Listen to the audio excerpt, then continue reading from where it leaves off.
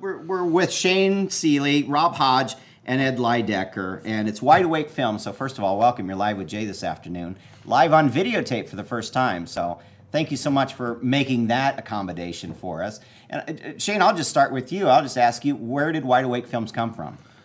Actually, Rob came up with the name, but it was something that we had a mutual affection for, which was Lincoln. The Wide Awakes were a German socialist movement that basically helped get Lincoln elected from the radical Republican Party in the 1860s. 400,000 of them marched down New York's Broadway Avenue the night of his inauguration. And the name is derived from, based on our research, the fact they marched at night, so they were wide awake, and they carried these oil lantern that were basically fueled by oil that would reflect out, and so the oil wouldn't hurt them. They would wear oilcloth, basically capes and hats that had no nap to it. I know. So they wide, were wide awake. All right. Rob, what's this company based on? I mean, obviously it's a film and video or creative content, I think I saw on the website. I think in '99, when Shane and I, were talking about this idea, before we understood the cause marketing aspect, we had a cause.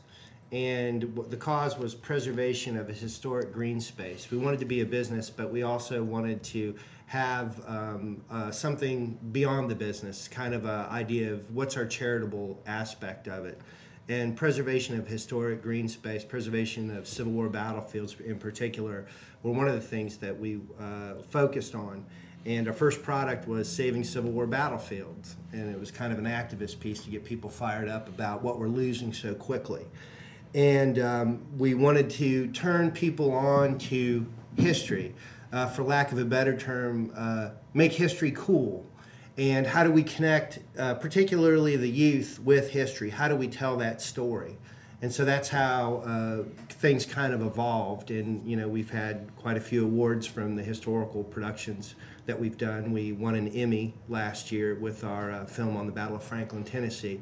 So that's kind of nice to know that you get those kind of awards and those kind of Yeah, it's nice to be recognized. Well, in Bad Blood, the project we did with KCPT won 2 Emmys last year too. So okay, so you're glory mongers. We're trying to be. No, it's just nice to go. God, I was into this stuff since I was 6 and 7, and to get that kind of recognition for doing it and being such a geek is a good thing. Yeah, I guess. I would have spent the whole second half of this interview talking about the historical reenactment because you guys do geek out over that, but you do such a great job. I mean, you really wonder if the cameras weren't there at the time of the history was taking place. But Ed, I want to talk about the other part of the business, which is more the commercial side of the business. What does the market look like, and how do you guys stand above it?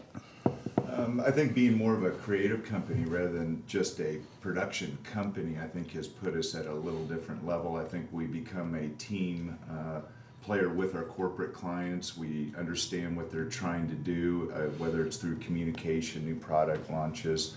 But what we found through being wide awake with being aware of the new technology that's available out there, we've been able to really help our clients, I think, understand the power of it.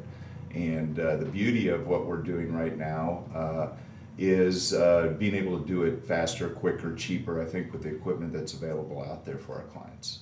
Shane, the technology obviously continues to not only improve, but it probably also continues to get more and more expensive. How do you make that a part of a business decision? Well, what we're looking, what we fight, based in the 90s, you had, facilities like the one we're in, that would cost probably close to $1 million to do what we can do right now. Mm-hmm. We've got probably $70,000 in here. But what we're seeing is just video becoming more of a commodity business. When every machine made has iMovie or Movie Magic, the PC version of it, you're just seeing kind of a little bit more of it becoming more of a Microsoft Word type process. So from our standpoint, the technology is getting a little bit cheaper, but our expertise, I think, is getting more valuable. So it allows us, in fairly saturated market to specialize a little bit in certain areas. Well, you bring up an interesting point because obviously there's a lot more self-authored kinds of things out there, and that necessarily isn't always the best way. I mean, as I always say, there ought to be somebody a little bit better qualified than me to do this. And I think Right. marketing is a really important part of that. Right. How do you help people get their stuff onto YouTube, or how do you get them to produce something that is worthy of telling their story? It's a good question. You know, I mean, from our client base, we've taken and looked at different types of projects, and from our standpoint, we like to specialize in the things we know best, and looking for opportunities where there's a long tail. From not only the client standpoint, but from ours. So when we go in to shoot something, we go, do you want to shoot HD? Or what's the shelf life on this? Who's looking at it? Those are the types of things that we consider before moving forward with a certain technology. And unlike some other facilities, not only in this market, but in other markets, we're not limited to a certain type of HD format. We've got HD, we've got some formats, but we can tailor things to the budget and to what their needs are. We're shooting, we did KU's commercials, and the first version we shot that on standard def. Now they're realizing the beauty of HD. We're in the middle of doing some high definition production for them, and just looking at the shelf life of this footage. You know, it used to be 2 years ago, in 18 months, there wasn't an HD need 18 months out. Now there is. So really looking ahead at technology and guiding our clients to make sure they don't step in a video pothole, if you will, and make sure that we're looking out for their needs and their budget. You know, and budgets are a little slimmer than they used to be, that's for sure. So we need to make sure that they get the best value for that. Rob, what's it like working with two other partners? I mean, is this a democracy? Is it? Do you all have your special areas of expertise? Does the beard get an extra vote? Sorry, I said that was going to be the last. I wish it did. You know, it's a democracy. Everybody, I think, listens to everybody fairly well, and you know, it is, you know, three people making decisions about things, and you know, my expertise is not on the commercial side of things, so I take a back seat to that. My expertise is going to be the historical background, so that's what I, you know, run with mostly.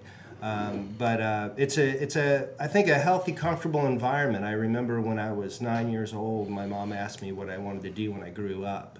And I just seen Red Badge of Courage, John Huston's version, and I said I wanted to be an art director on Civil War films. A bit of a specialized market. Especially for a 9-year-old. Right. And so I've been very fortunate to run into the people that I've run into and to be able to do what I've been doing, and you know, to have the art background. I went to art school at Kent State, and I never really applied it to anything until I started working with the film aspects. And so all these classes with lighting and composition all of a sudden are starting to pay off. So it's been very helpful in that regard. We're talking with the folks at Wide Awake Films, Shane Seeley, Rob Hodge, and Ed Liebenguth. Ed, what's this market like in terms of video production and creative content production? Is there enough to sustain many production companies, or do you find yourself just going outside the market to be able to, you know, fill the coffers, so to speak? I think it's a little bit of a combination. I know we do a tremendous amount of work out east, but we also have some great corporate and historical clients right here in the Midwest, especially here in Kansas City area. I think overall, the world that we're currently working in, it is more competitive, but I think when you look at the tools that are placed in experienced hands, and it's much like, you know, Shane taking a camera, whether it is a DVX 100 or a lower end type camera, digital camera, and placing also another camera, the Viper camera, in Shane's hand. It's being operated by a very skilled individual, and I think the beautiful pictures that we're able to acquire comes from that type of experience. So we don't look at a lot of the other firms in the Kansas City or in the regional area as competition to us. We are what we are. We do great work, we do it reasonable, and we're a lot of fun to work with. So I think that's probably what set us apart from other production groups in the area. I would agree with you. Well, it's not like we're saving lives. I mean, and if you're not having fun doing this, That's right. then why are you doing it? Yeah. And if, you know, and I think a lot of people approach production that it's this stressful, kind of coastal, hostile environment, and that's just not our sets, and that's not how we like to do it. It's fun, creative business, and it should be, and then that's what it should be in the whole production process. So.